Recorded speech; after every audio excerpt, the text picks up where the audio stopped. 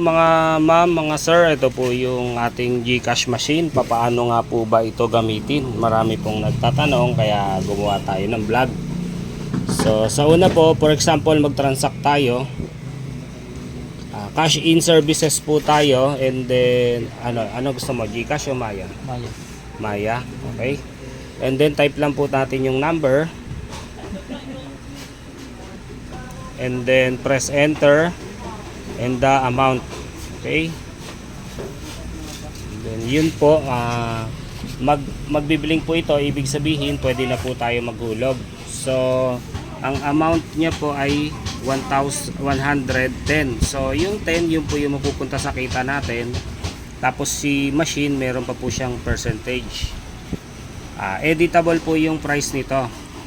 So kaya may percentage yung machine para po sa nila, sa system po nila. So ginagamit po kasi natin system nila, kaya namumorsyento din po sila. So maghulog po tayo 100 pesos kahit anong kahit anong position, patihaya, paharap, pwede po yan.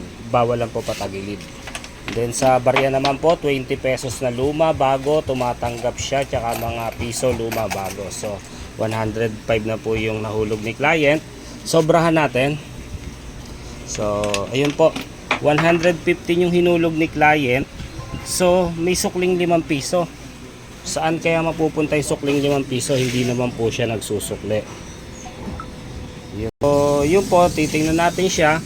Successful na po. Tingnan natin, makakatanggap po ng notification message si client na nakuha niya na po yung 100 pesos. Yan po, okay. So ito po yung reference number, pwede natin pa-picturean sa kanila.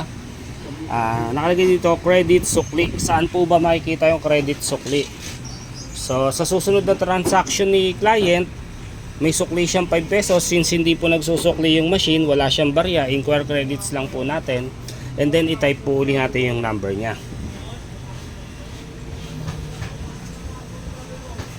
Yun.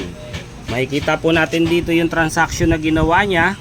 Dito rin po natin matetrace yung mga reference number, tsaka yung credits niya.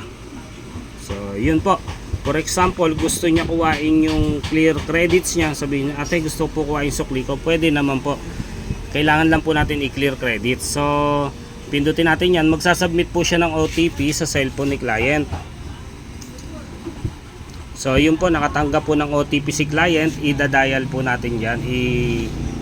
Ilalagay natin. Okay. And then pag na-clear na po, nakita natin 0 na, pwede na po natin ibalik kay client yung 5 pesos niya. Okay. So ano pa ba yung ibang features niya bukod sa cash in? Meron pa rin po itong buy prepaid load. And then nandyan po si Globe, si Dito, si TM, Smart, TNT, Signal, Sky, etc. etc. And then marami pang iba. Dito naman po tayo sa cash in services. Hindi lang po siya Maya, hindi lang po GCash, may Palawan Pay, Perahub, may Bank Sweep, Auto Sweep, ayan, RFID, and more. Meron pa dito, more. Ayan, dami talaga, napakaganda nitong machine na to. Okay, kaya kung ako sa inyo, bumili na po kayo sa amin. Bills payment, ano po ba nasa bills payment? Cable and internet, naandyan po yung mga Signal, Converge, PLDT, Smart, or kahit ano pa po dyan sa area nyo. Ang dami po nyan.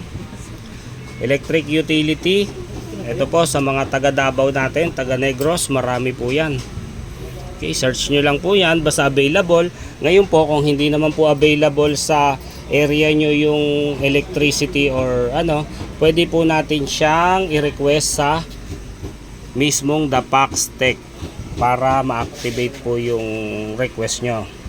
So sa government, naandyan din po yung Pag-ibig, SSS, yan.